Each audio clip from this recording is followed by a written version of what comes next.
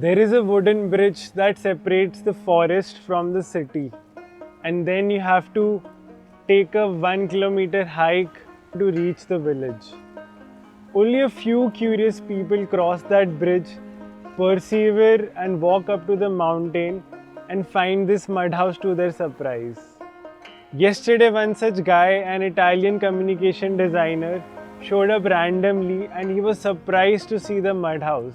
He told me that suddenly his walk felt so rewarding. This reminded me of what my dad always says. The people who reach places are the ones who walk the last 10 steps. Thomas Alva Edison put this in a different way. He said, many of life's failures are people who do not realize how close they were to success when they gave up. Last October, I ran a 10-kilometer run in a marathon. I was trying to break my sub 60 timing. I was going strong throughout the race, but in the last mile I gave up.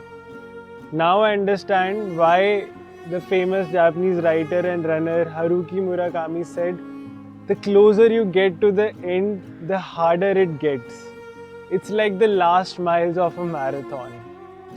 Building a mud house is no less than running a marathon. When we resumed construction in November, we were slowly building good momentum. As we approached the finish line, instead of feeling recharged, we started losing steam. We got acquainted with the 90-10 rule. The last 10% of your project takes 90% of your energy.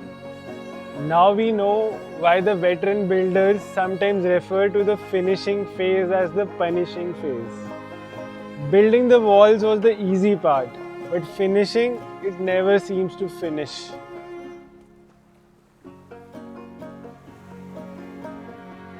There are thousands of tiny details that we need to care for. Whatever we had decided to deal with later, used every ounce of our energy and patience. We were redoing finishes in the name of perfection, only to realize that perfection disguises itself as insecurity. I'm making peace with the fact that done is better than perfect.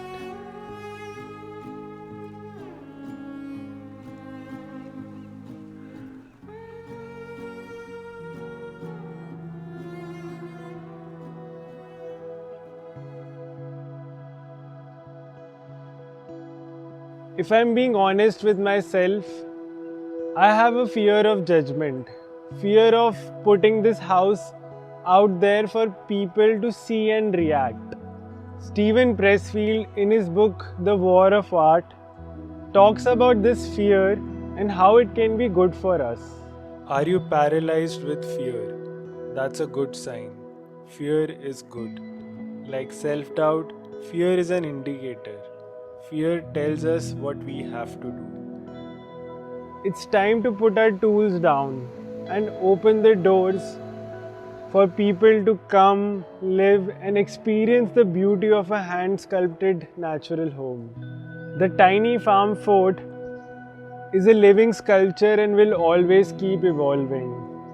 But for now, as Leonardo da Vinci would say, art is never finished, only abandoned.